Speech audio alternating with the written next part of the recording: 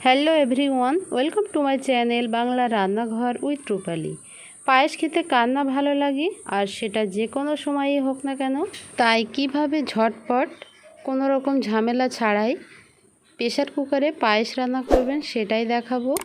এই পায়েসটা রান্না করার সময় কিন্তু আপনাকে অনবরত নাড়তেও হবে না, আর চুলার ধারে একভাবে দাঁড়িয়ে থাকতেও হবে না।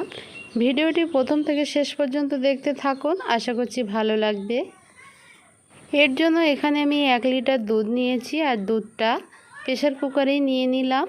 দিয়ে দেব স্বাদ মতো চিনি আর 4টে সাদা এলাচ, দিয়ে দেব 2টো তেজপাতা, আর দিয়ে দেব 1/4 টিস্পুনের মতো লবণ। এবারে চুলায় প্রেশার কুকারটা বসিয়ে দিয়ে প্রথমে দুধটাকে বলক তুলে নেব।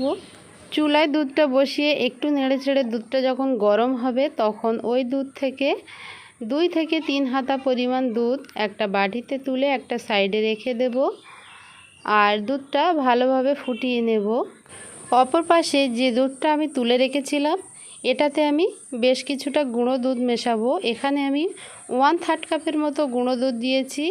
এই গুঁড়ো দুধটা দেওয়ার কারণে দুধ জাল করার কোনো দরকার হয় না, দুধটা কিন্তু সঙ্গে সঙ্গে ঘন হয়ে যাবে।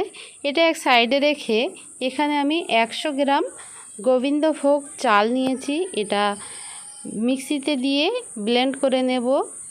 এমনভাবে ব্লেন্ড করব, পুরো গুঁড়ো হবে না, একটু গোটা গোটা থাকবে।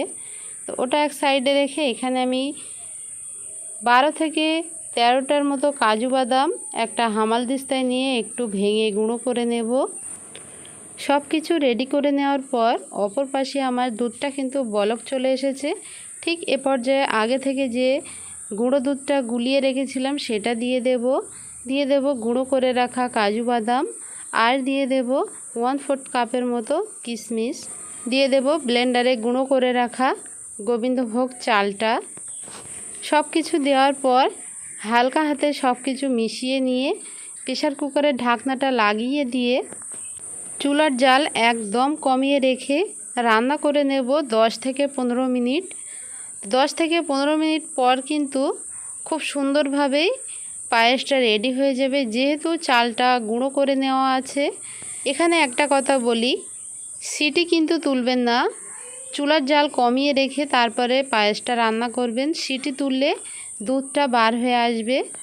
চুলার জাল কমিয়ে পায়েসটা রান্না করার কারণে কিন্তু প্রেশার কুকারের তলায় একদমই লেগে যায়নি। দেখতেই পাচ্ছেন ফ্রেন্ডস, দেখতেই পাচ্ছেন খুব সুন্দরভাবে কিন্তু পায়েসটা রান্না হয়ে গেছে। চুলা থেকে নামিয়ে একটু ঠান্ডা করে তারপর আমি পরিবেশন করে নিচ্ছি। তো আমি এই রকম মাটির পাত্র নিয়েছি, এটাতে পায়েসটা সার্ভ করছি। এতে করে দেখতেও ভালো লাগে আর খাওয়ার আকর্ষণ অনেক গুণে বেড়ে যায়। পায়েসটা আরও একটু দেখতে আকর্ষণীয় লাগার জন্য উপর থেকে একটু পেস্তা বাদাম কুচি দিয়ে দিলাম।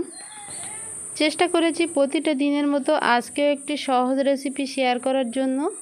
তো প্রেশার কুকারে ঝটপট এই পায়েসের রেসিপি আপনাদের কাছে কেমন লাগলো অবশ্যই কমেন্ট করে জানাবেন, আর আপনারাও এইভাবেই বাড়িতে ট্রাই করবেন। আজকের এই পায়েসের রেসিপি যদি ভালো লাগে একটা লাইক দেওয়ার অনুরোধ রইল। এরকম আরও নিত্য নতুন সহজ সহজ রেসিপি পেতে আমার চ্যানেলটা সাবস্ক্রাইব করে নিয়মিত পাশে থাকবেন। দেখা হচ্ছে আবারও পরবর্তী নতুন কোনো রেসিপির সঙ্গে। সবাই খুব ভালো থাকবেন। আল্লাহ হাফেজ।